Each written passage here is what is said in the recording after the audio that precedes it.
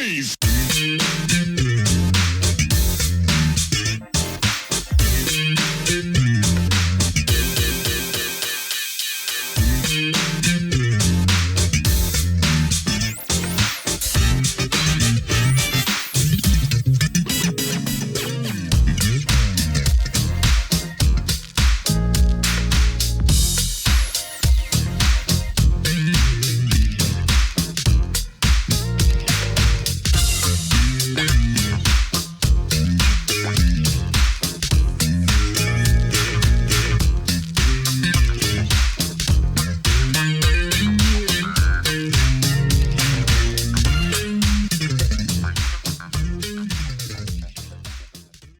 Welcome back to the next part of this Truth and Rhythm episode.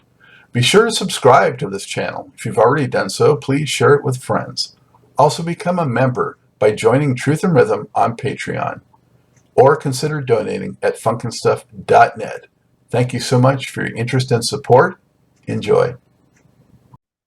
So I see in like Discogs, your first credit shows as being Too Black, Too Strong.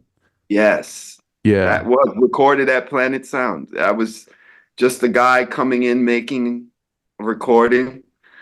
And he's like, yo, I need some guitar on this. And so, and that was my first credit.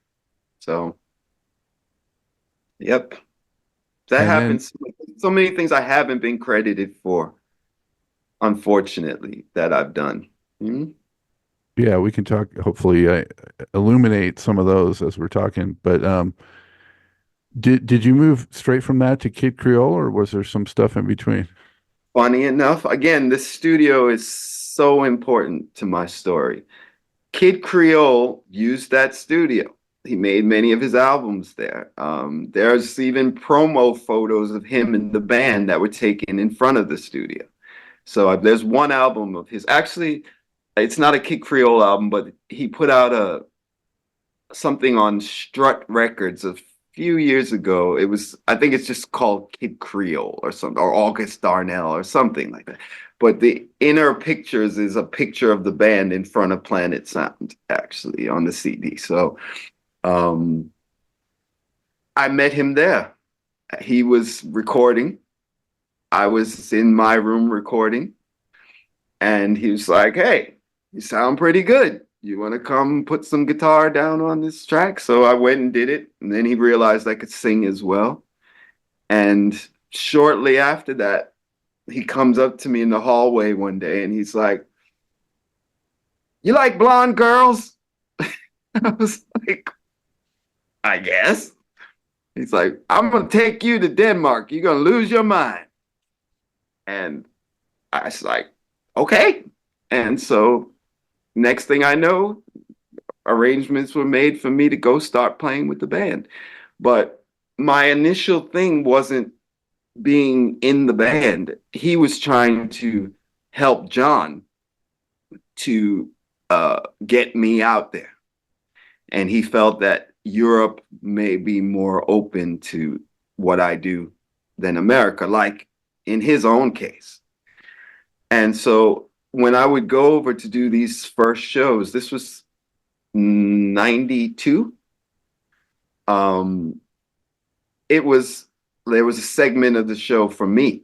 Like it was like 20 minutes or so. In the middle of his set, he would introduce me from New York City. We've got Mark Anthony Jones.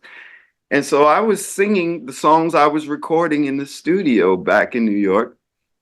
And that's how our relationship was for the first 2-3 years. He was taking a sort of co-managerial position. So What was your familiarity with the history of that group, if any? And what was your first impression of August? Wow. Well, the only thing I knew about Kid Creole and the Coconuts was whatever I would see occasionally in magazines. I would read about Michael and Prince. You'd see some character in a big hat with some girls. And, I noticed it. That's different. But there were no hit songs really that I could relate it to. So I think in my Prince books, often there would be little quotes about how he had written this song called The Sex of It for Kid Creole and the Coconuts. And that's really all I knew. I knew that they were loosely connected to Prince somehow. So that was about it. I definitely learned quite a bit more because I speak to him very regularly. Well, early on, Last night, in fact.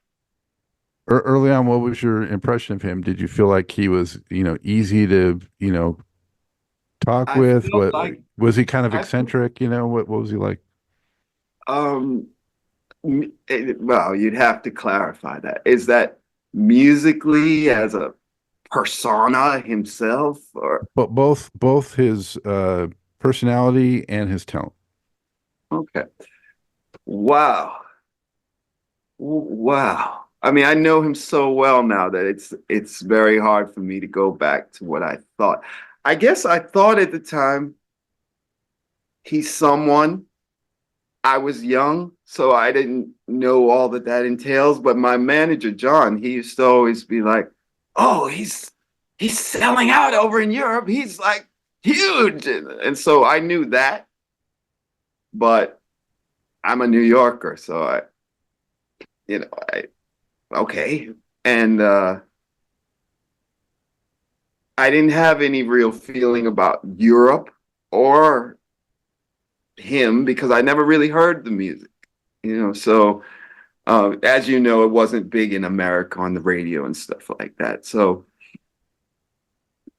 it was just a colorful guy who dressed nice and had lots of women around all the time. Lots and lots of women around all the time. And lots of kids around all the time. And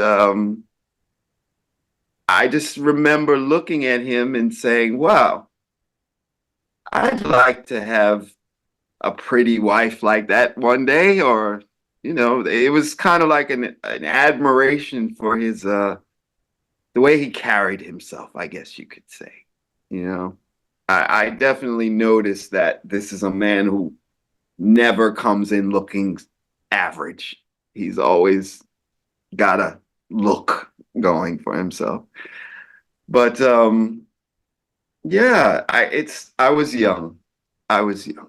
So I can't really say too much more. Eventually I grew to really appreciate his talent and his knowledge, his knowledge of history of music. So our relationship today it's probably more than about his music or my music or doing gigs. And it's more just like, look at this thing that just came on YouTube with James Brown. Or like, oh my God, look at this. Or like we geek out quite a bit with each other, sending videos back and forth and stuff like that. I sent him your video or the one you did with Eric Leeds, and his response was something like "justice is served" or something like that. He was happy to see somebody, uh, I guess, admitting that Prince didn't just come out of nowhere with all of this, but there were definitely influences going on. So we're both fans. I think we're both music fans. Very similar in that way. Like a lot of the people he loves are amongst my favorite people too. Like Sly Stone, Jimi Hendrix, Marvin Gaye. There's a few. And plus I learn a lot from him as well, just about things that I may have not necessarily been into that touched him. So yeah, I've learned a lot from him. I could go on and on and on, but many of the things I do every day when I'm working on my music or working for others are things that I've learned from him. Just things you pick up being in the studio with someone and seeing how they approach this or that. You know, I borrow lots of his August Darnellisms in my own work. Mhm. Well, I think, Mark, in the case of somebody like him, if you don't have an opportunity to dig in a little bit, you just maybe see the image and persona, and maybe that's all that registers. Mm. But he's actually a very talented guy. He's super bad. He's Yeah. super bad. And his brother, Stony, is the person that he gives the credit to as the real music guy in the family. Stony put together Dr. Buzzard's original Savannah band, and he was the guy you often see playing at the keyboard and with a Applejack hat on. And that was like, from what I gather from August, Kid Creole, that was what got him in the business. That's his brother kind of pulled him along, like, you're going to play bass, you're going to do this, you're going to do that. But his brother, from what I hear, was heavy duty, you know? So unfortunately, as with so many musicians, he had some personal problems and demons that didn't allow him to fully do all he was supposed to have done. But I think that's a lot of where August got his things from his brother, older brother, Stony. Mm. Hmm. How nervous were you, if at all, when you first got up on stage, overseas and started, No, I acclimating wasn't yourself? nervous at all. There was no nervousness in me. I was well seasoned as a performer. I had my own bands in New York, done tons of showcases, been on big stages. So when I got to Europe, it actually was really freeing for me. Like, wow, none of these people know me. They don't know my history. I could do anything right now. And I did, whether it was splits or whatever else I wanted to do, crawling around on the floor, just I was going for it. And during that first tours that I did with Kid Creole, um, Lenny Kravitz was just really starting to take off, especially in Europe. So a lot of the shows we were doing were in France. That first tour, in fact, we lived in France. We had apartments. Each one of us had our own apartments in this apartment hotel. And so we basically would go do gigs, but then always come back to Paris, to this place. So that happened for like 6 months. I used to spend all of my days when I wasn't doing gigs going to Jim Morrison's cemetery by his gravesite and sitting out there with all the hippies. This is right around the time when that Oliver Stone movie came out too, with I think it's Oliver Stone with Val Kilmer. So it was a big, Oh, the Doors movie. Yeah. yeah, it was a big Doors revival. You'd have hundreds of fans out there, like at the grave, and I would be there with my guitar, and So where was I? Sorry. So no, I felt very much appreciated. Even if it was just like a little slither of Lenny's fan base that I had. I too was very 70s influenced, so I was walking around in my bell bottoms, and very often you'd hear Frenchmen sitting at some cafe, Lenny, Lenny.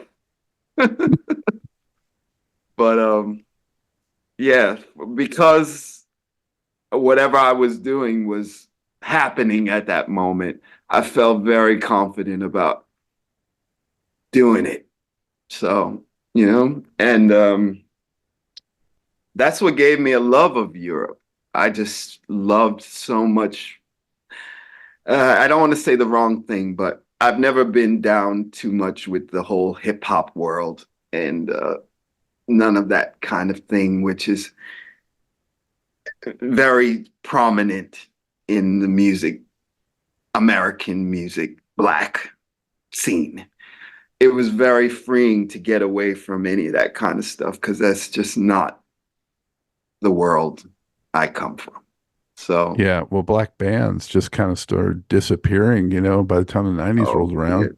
don't even talk about it. Either they were disappearing or they were corny, in my opinion, versions of something ish like what it used to be with some dudes who look like they play in a church.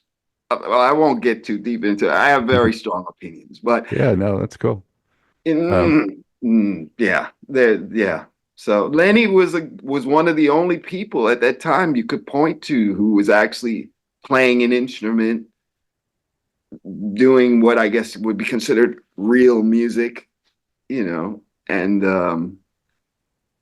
so it was a good time. It was a good time to start experiencing the world. Hmm? So did you pick August's brain about having, done that Prince track and that connection? Oh, Prince is not a big topic in the August Darnell world. Like, there's been many sound checks where, because of the effects that I use and things, like there's certain things that I check on the guitar to just make sure my effects are sounding right. And so one of them happens to be a sound very similar to Purple Rain. So I just happen to strum the intro chords, dun, dun, dun, dun, dun, dun, and you'll hear a voice every time over the microphone. Don't play that Prince shit on my stage. I'm sorry if I said that, but yeah, he's I'm sure he acknowledges his greatness, but it might be a little too close to home for him to be a huge advocate of Prince. Mm-hmm. Just because he feels like he copped some of his influence and didn't give it credit, or No, I just think that he probably, again, I can't speak for him, but I'm just from knowing him. I think that he was in the business before Prince was in the business, or definitely around the same time with Dr. Buzzard's Savannah Band, 78, 79-ish. And so I think that he is just not impressed.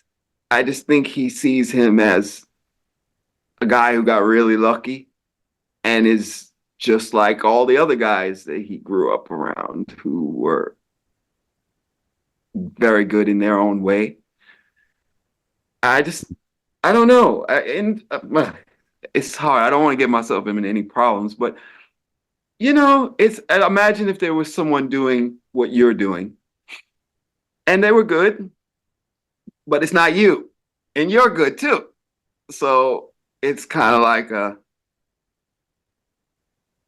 an unspoken appreciation, but we're not going to be putting up any posters of the other guy or something like that. It's something like that. I know he knows that Prince is great. I also know that he liked me because of a lot of the things I got from Prince. So I always have that in the back of my head too. Like, oh, Mark, you think I'm so wonderful, but I stole that from Prince. So this it's a bit of a weird one. I know he it's loves interesting. Michael Jackson, and he doesn't have that kind of feeling about Michael Jackson because he will freely say, Michael's back, you know, as a performer or whatever. But uh, I've never heard him say anything like that about Prince. So Interesting. it's weird. He calls me his favorite guitarist he's ever worked with. And he thinks I'm the funkiest guy he's ever worked with. He says it all the time. But, when I look in the mirror, I know where I got that funk from, and it wasn't from me. So, it's a little strange. What was there a point? Was there a point where you felt like you had kind of got it on guitar? where you like felt you were confident and you could do what you wanted to do with it? Oh man. I still don't think I can do anything. I still think I'm nothing special because, you know, I've never studied music. I've never taken any lessons, even though I teach lessons and I've learned enough to pass on some of what I do. I'm very, I learned from those VHS tapes that I told you about, like just studying. And now, of course, we have YouTube. But when I wanted to know something, I couldn't see a better way of doing it than watching the person doing it and seeing where their hands are and what the facial expressions are that go with this note or that. Like I just that's how I learned. So yeah, sorry about that, Sky. Can you ask me that question one more time because I was just going off on a little tangent. Oh, I was just asking you when you felt comfortable on the guitar, Uh, like that you could kind of do what you wanted to do. it's an ongoing process, you know? Because if someone called me today to do a jazz gig, I'm not gonna really rock that too well because I'm not a jazzer guy. Like I don't sit around listening to Joe Pass and Wes Montgomery and George Benson and all these people. It's nothing to me. I appreciate it, but it's just not what I've done. So knowing that, it's very hard for me to walk around pumping myself up like I'm the greatest, this or that, when I know that there's whole worlds of the instrument I couldn't really excel in. Like if somebody hired me for a classical gig, for instance, I would just be like, you don't want me. Trust me, you don't want me. And when you know that, you'd be a fool to get too big a head about what you do. So what I do take credit for is being like yourself, a serious student of what I love. So if somebody were to call me to do something Prince-ish, I could do that all day long in my sleep, one hand tied behind my back, because I know exactly what that means. If someone asked me to do something Sly-ish, I could do that. I know exactly what Freddie Stone's whole vibe was, what effects they were using, what da da da da da, all that. But like, for instance, if somebody called me and says, "Hey, we want you to do some guitar like Andy Summers of the Police," okay. I know he used a lot of chorus effects on his guitar, but in terms of literally knowing it, no. So, I'm a bit limited in what I do, but I'm hardcore with it, basically. So, so anything I like, I learn. And I learn it on a level where it's like you eat and sleep and breathe it and there's nothing else. So I have gotten good at certain things. Like I would say people call me primarily for funk-ish things. Maybe solos in a Hendrixy kind of wild rock solo mode, but most of the things I get called for, I need to bring my wah-wah pedal and I'm channeling Sly a lot or Prince or any of that stuff. My yeah, yes. My favorite band is Heatwave, by the way. Okay. So, yes. So I now know all of the Heatwave isms as well. I got to see them play live.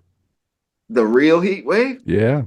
Yeah. Oh man. No, you didn't. I did. Yeah. You didn't Like it must see have been like Johnny Wilder 79, and Keith 70, Wilder. 79-ish. Yeah. before the accident, before Yeah, Donnie. yeah, yeah. Santa Monica Civic, California. Oh, do you know how lucky you are? I know they were super Um, energetic, and they did a human pyramid as part of their act. you may not know this, but just recently on YouTube, I discovered some videos that I had been looking for ages.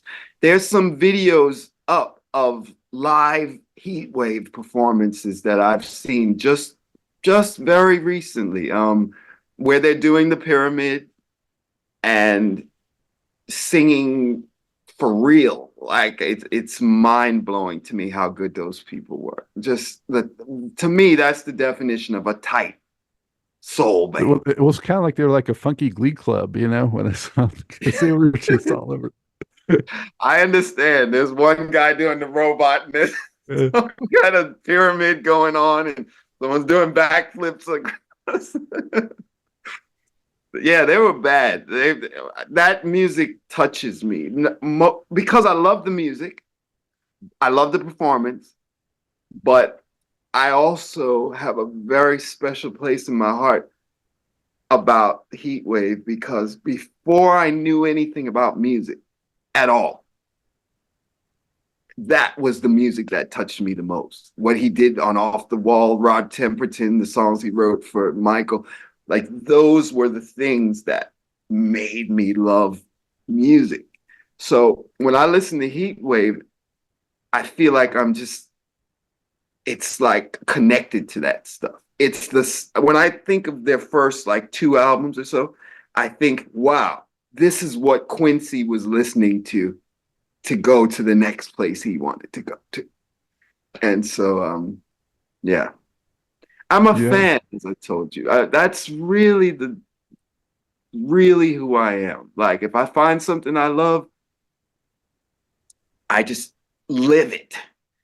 I have everything you can buy with Heatwave. Like, I've got everything they ever had on eBay, all the songbooks, posters, just, and that's how I learned from just I like a lot of people that know me say, "Wow, it's almost like you're in Heat Wave. I could see you in the band," and that's really how I think about music. It's not studying music or theory or this or that. It's like I want that, and so I just go for that exact thing. You know? Yeah, well, they were unique and don't get as much, spotlight as a lot of others. But Don't they know have that why.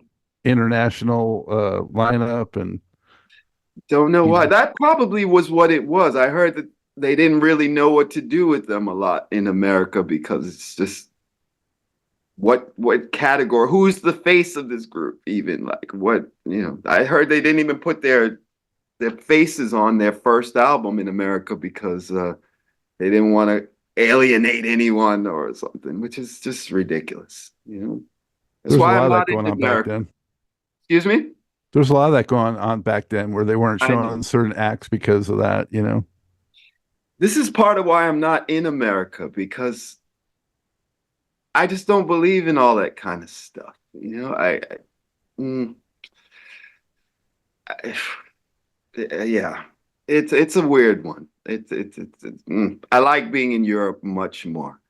I find that everything is just less. We look over here, we look to America for craziness, like gun stories or things about like mass murderers or just people who are over the top, the Kardashians or any of this kind of thing. This is American stuff. So being over here now, it's very interesting to me to be so untypical American, I think, and to actually see how Americans are perceived through the eyes of the people around me now. It's a very interesting thing. I think a lot of people are fascinated with America. Like they all want to go to New York, they all want to go see LA and all these things and go where the stars are and stuff. But life is just so much different over here, so much more basic, just basic, you know? So, yes, Well, I like don't know if I like like lost I the question. But Well, go ahead. like I was saying, Mark, kind of like me going from LA to North Carolina now. Mm, Um, I'm fine with visiting LA, but I wouldn't want to live there again. And I mean, I miss, you know, every musical person definitely goes through LA if they're going to be on a tour and that kind of thing, and not of necessarily where I am now. But course. yeah, kind of seeing some of that, from afar Mm, rather than being immersed in it, is different. And I have a friend who's like major record collector. He's in the UK, and mm. he's always like sending me like he's watching video clips of like people getting arrested, the cop show stuff in America, and he's like, Americans How do you do it, man? are insane. How do you do it? Yeah. Yeah, for sure. I totally know. I mean, I'm a special case because I've gotten it from all sides. Like a lot of my life is very Caucasian. Like John Grossbart and his wife, Hope, my manager at the studio. Um, they basically I was their son. So every weekend I'd be with them in their house in Connecticut, and they'd be introducing me as their son. And when I moved to Greenwich Village, we'd have dinner together every night, and it would always be, "Oh, this is our son, Mark." So I don't, I never was like choosing sides here. I'm all black guy or the all white guy. Just I think of myself as very neutral because I just don't see things that way. Um, and being over here, oh God, I'm getting lost again on what I'm saying. But yeah, being over here is very interesting. Just it's weird. It's Yeah, strange. I've And back interviewed in America, people don't consider me much of a typical black gentleman. And over here, they all see me as a black American person. But they're like, why? Why don't you have a gun? Why aren't you a criminal and into hip hop? It's like, well, I wasn't into that back home either.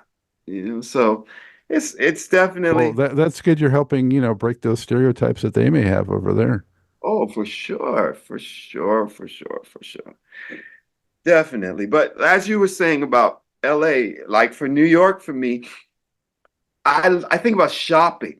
When I think of New York, I think, wow, it's a place you can get anything pretty much you want. And 24/7, yeah. yes, and where I live right now, as I told you, the nearest shop is 4 miles away. So there's a lot of times I go without groceries because I just can't make it to the shop. And when I think about New York, with everything on your doorstep, deliverable practically, it's just like, wow, I sure miss that. I miss people don't know how good they have it in big cities sometimes. You can't just hop on your Uber app and get, food delivered to your doorstep. Basically, yeah. I used to have this menu book in New York City with like 500 menus of every great type of food you can.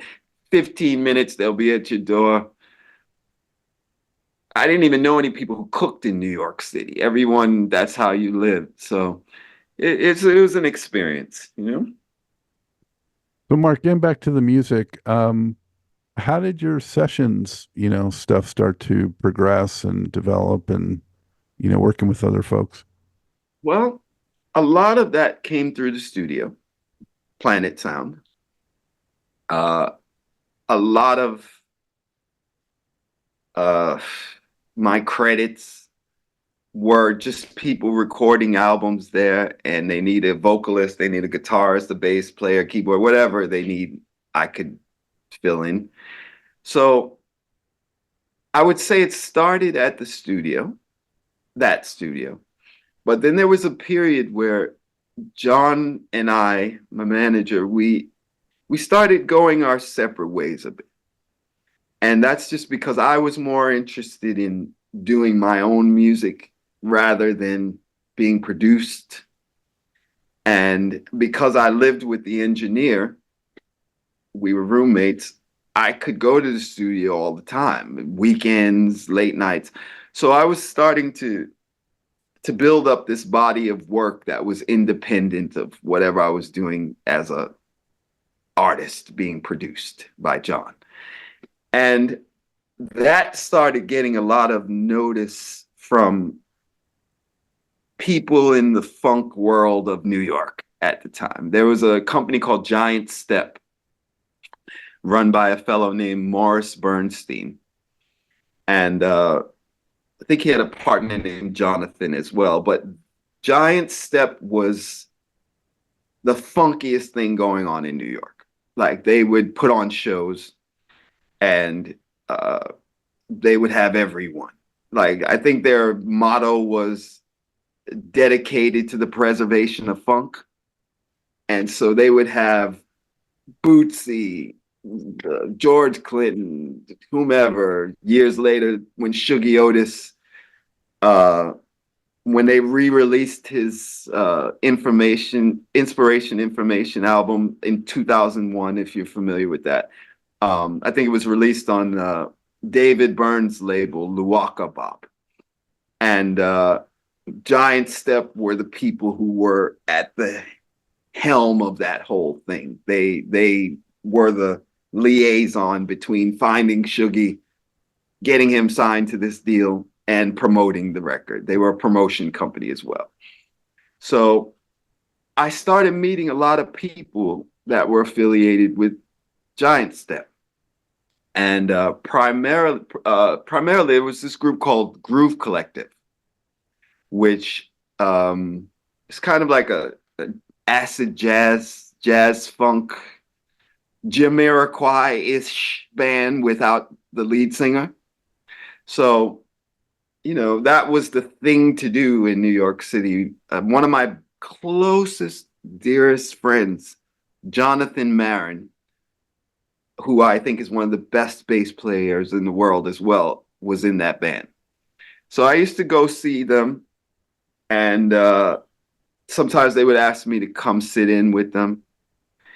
And so I just kind of got myself very plugged into the funk, jazz funk scene in New York.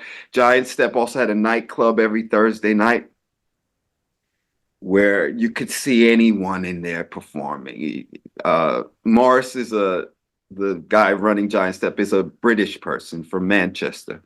So he would bring over people like Jamiroquai when they were just starting out. He's like, oh, these guys are going to be amazing. Or he'd bring, I don't know if you're familiar with this soul singer named Omar from the UK. Mm-mm. Don't know if you know of him. He's good. Stevie acknowledged him as like one of the guys you should check out. He has an album called Music. I think you would like it, Omar. Okay. But he would come over and do shows in New York that Giant Step were promoting. And from that, I just started, I guess my music started being heard more, and people started asking me to play on their things. And I think a lot of musicians were impressed with how much studio etiquette I had. Like, I knew how to work in a studio. I lived in the studio every day, pretty much. So I just had a real understanding about how to make records and record and all that stuff. So people started hiring me. And the first people were people affiliated with Giant Step, Groove Collective, and different records like that. But then that started branching out to a lot of those guys would call me to do other sessions they were doing. So like maybe one of those guys would be working with Little Louis Vega, producer, and his partner, what's his partner's name? Oh God. Excuse me. Little Louis Vega and Kenny Dope. Excuse me. Kenny Dope is his name. So I started doing a lot of sessions for them. And they kept calling me. And from like that one connection, the meeting Little Louis Vega and Kenny Dope, Masters at Work was their name as a production team. suddenly you find out, hey, Janet Jackson's coming in town and we're doing a remix and we want you on it. Okay, great. And we're putting together an album called New Yorican Soul, and we're going to get George Benson, and we're going to get Tito Puente, and we're going to get all these luminaries that to do this live New York funk jazz album. Okay, great. Next thing you know, you're in the studio cutting tracks on a George Benson track, or, you know, the tour comes up, and of course, you're the guy. So now you're on tour backing up George Benson or Tito Puente, things I never could imagine I would do. They just started falling in my lap. And as it so often is, once you get a little name, it attracts people. So, you know, the affiliations. Oh yeah, that guy's on this record. He's great. He's before you know it, I was just getting booked all the time. And it's very funny to me being so far away from all that now, when very little comes in. I don't have any friends here or anything like that. I live in this country to be near my children. But when I was in New York and in the scene, it just is like coming to you all the time. Like my friend Jonathan, the bass player I told you from Group Collective, he calls me up one day and he's just like, Mark, I played some song that you sung the vocal on, something of his that I did in the studio, for some people at this new show that's being made called Sex in the City. And they said they kind of want stuff with this vibe for like background music, but they want you in it too. Cool. So we cut a bunch of stuff. Sex and the City comes out. It's this huge hit. I hear my music on there, the first 2 seasons. I never auditioned for that. I never called anyone to try to get that. It just, sometimes when you're in it, like even with you, you know, like how I'm sure you must meet lots of people because you're out there and they see you and they hear about you and things fall in your lap that you never would have worked for or something, you know? So a lot of it was that with me. Other people, for instance, dance producers who want to be like the top guys. So they'll gladly hire whoever they use. So now you got a bunch of wannabe little Louis Vegas that are calling you up. So it was just, I was on a roll at that time. Well, how do you feel about playing more sort of up-tempo and clubby kind of stuff after coming from, more of the funk and soul and rock background? Oh, wow. Well, funnily enough, the era we're talking about, I would say, is mid to late 90s, 95 to 97, pretty much. A lot of stuff was going on. After that, I started getting my own record deals and doing my own things. But mid to late 90s, the thing was, I was getting hired so much because everybody was into funk. So, yes, they're doing dance music, but in the same way Delight was doing it. Like with Groove is in the Heart, so they'll go get Bootsy because they want to be funky. Even though the beat is boom, boom, boom, boom, they still want wah-wahs and all the bits that you need to be funky, maybe just not funky in the way that we know it to be. So I was getting hired because I looked funky. I wore 70s clothes. I was it, if that's what you were You into. brought the vibe, yeah. I would come down the street and it's like Fred Williamson in Black Caesar walking down the street with the hat, the whole thing. That's how I was all the time. So I got a lot of things just because of that. People are like, we want him, just sometimes for the look. Like I would have jobs with, there was a Japanese artist named Toshi Kabuta. He was huge in Japan, like Michael Jackson level, but he made an R&B album around that time. And it was a big deal to his Japanese fans. I'm going to New York to make this R&B record. And he wanted funky looking New Yorkers. He himself got an afro, and I was like his sidekick. You know, I didn't have any affiliation with him or his music so much. I don't even think he cared if I played the guitar. It was just, you look cool. You're like a real funky black American. That was me. So a lot of the things I got came from that. Like, for instance, there's this group called the Bucketheads that had a hit song called The Bomb. And in the video, they got like an actor with an afro wig to have a whole 70s thing. But when they actually when the record became a hit, it was just like it wasn't a band. It was just put together by this guy, Kenny Dope, Lil Louis Vega's partner. So he's like, hey, Mark, you got the look. Why don't you be the front man for this project? Okay. Next thing you know, I spent like a year touring MTV beach house tours all over the world, singing this dance song, miming this dance song. I had no connection to it. It's like a Milli Vanilli kind of thing. Yeah, exactly. It literally, and I've actually worked with the producer, Frank Farian, that was behind all that. Like me and Kid Creole, believe it or not, as crazy as it sounds, we actually went and did a project at his house with this guy named Taco, if you remember him, putting on the Ritz. On the Ritz, yeah. So I have a picture of me, Kid Creole, Frank, and Taco in the studio.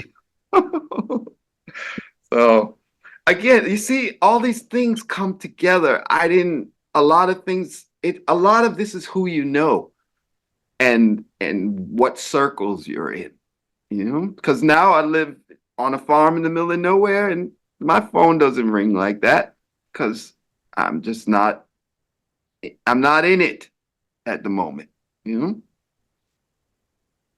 And so at some point you got signed to a Jay-Z Records deal, right? Well, yes, definitely. What happened is I was doing a lot of work around New York, and well, it's kind of a long story. I don't know how much you want me to get into, but I was doing a lot of work with D'Angelo's manager at the time. His name was Dominic Trenaire. He's deceased now. Rest in peace to him. But he was interested in working with me as an artist, but there was a conflict between what he was doing with D'Angelo and working with me. I don't think D'Angelo was too up for another very Prince influenced guy of the same age-ish,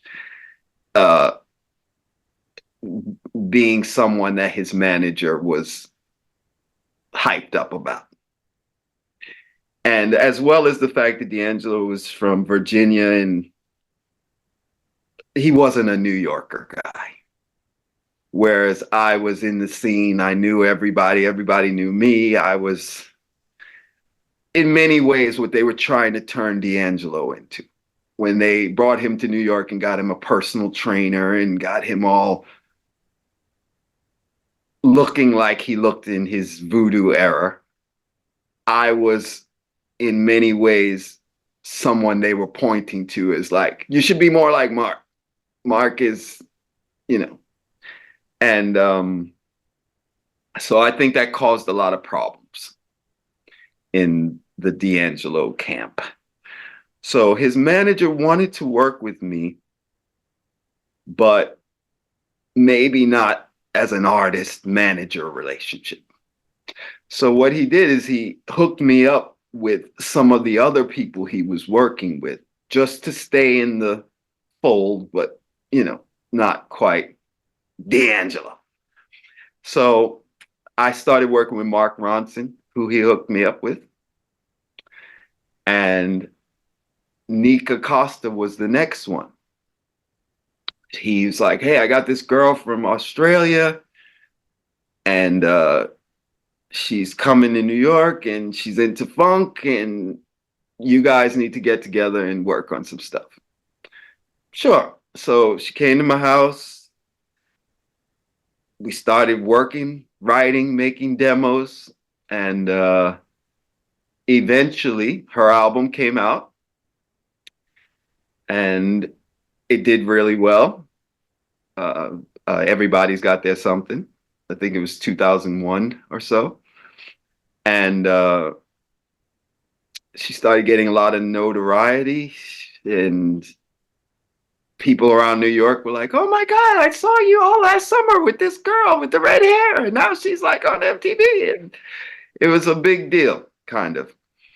Like she literally was in my apartment every single day for almost 6 months. We were going around at night. I was taking her to Giant Step, all those places, introducing her to all of my connections. I even put a band together for her at that time. So her record comes out. There's a lot of buzz going around New York about it. And she did her debut show in New York, like her actual first concerts, if you will, as Nika Costa promoting this album. So I went to the concert. In the VIP area, I saw Mark Ronson, and he happened to be standing next to Damon Dash, if you're familiar with him. He was Jay-Z's partner. Yeah. Right. They were running Rockefeller Records together with a guy named Biggs. So Damon was a fan of Nika Costa. And Mark is like, this guy is Jimi Hendrix. You need to hook up with him. He's the guy who did this music. And so he was just like, are you signed to anyone? I said, no. He's like, all right, gave me a card, said, come to my office tomorrow. So I went up to his office. I played him some of my demos. Within about 20, 30 minutes, he just asked me if I have a lawyer. I said, yes. Tell him I'd like to make a deal. And so we started making a record deal for me, like instantly. And it was based off of the fact that he liked Nika Costa's music, and they wanted to make a new division of Rockefeller Records that was going to be called Rock Music. And I was supposed to be the first artist there. So did I answer your question? Yes, yeah. Jay-Z. That's how I got with Jay-Z and all that. Was it through that project that you also met, Questlove for the first time too? And no, but it is all connected in a way. It is all connected, actually. This manager, Dominic Trenier, he was very plugged in to everything. And I would say he was like, him and Puff Daddy were neck and neck in terms of the New York young happening with their finger on the pulse sort of A&R type guys. Moguls, yeah. Moguls, yes. Yeah. He wasn't quite at mogul status yet, but he had a lot of the things going, So you go to his apartment and it's just like models lying all around, and every empty space, every couch in the bed, he'd have various models, and it's just a regular afternoon for him. So not my scene at all, but he was trying to be P. Diddy. Thankfully he didn't He didn't succeed because P. Diddy's in a lot of trouble right now. But anyway, I'm digressing. But yeah, so I that guy, Dominic, who was also, I believe, managing Mark Ronson at the time, along with D'Angelo. Like, um, he just was trying to get me in there somehow. However, he could get me in his realm without it crossing over into D'Angelo's project. He was trying to get me there. So there was times where he was trying to make D'Angelo and I be friends. So like, he just felt we were very similar. He felt we both were Prince fanatics and we both played instruments and wanted to be stars, I guess. So I remember one day he brought him over my house. That didn't go well at all. I think he asked me to play some Curtis Mayfield song, which I had never heard before. And he just basically was like, let's get out of here, man, without much harsher words than that. But F this, let's go. And so I was That was D'Angelo you're talking yeah, about? D'Angelo. I was like, what just happened? Like, who walks in your house and says, yo, play this song? And if you don't know it, it's just like, let's get the out of here. Like, I was like, totally like, what just happened? So I thought that was the end of D'Angelo's situation. But then maybe about 6 months later, I was walking down 8th Street in Greenwich Village where Jimi Hendrix has his studio, Electric Lady Studios. And so I was walking past, just a regular Saturday afternoon out shopping, and I hear, yo, Mark. So I turn around and it's D'Angelo popping his head out of Electric Lady Studios. And he's just like, come on, come down. So I came down. He plays me many cuts from the Voodoo album. I was totally blown away. I was like, man, this dude's vocals are something else, you know? And we had a jam. We played some Parliament Funkadelic songs. I want to go back and get more of the funky stuff. We were jamming on that for a long time. And then he's just told his engineer, who I also knew his engineer, Russ Elevado. He's like, put up a tape. He put up a tape with the song Chicken Grease on it. I played guitar, never got any credit. I won't really go into it any more than that, but whether he used it or part of it, I can't speculate because what I hear on the record is the same thing I did. So, but it's a touchy subject. I never got any credit for it. There's much more to this great Truth and Rhythm interview. Just continue on to the next part of the episode.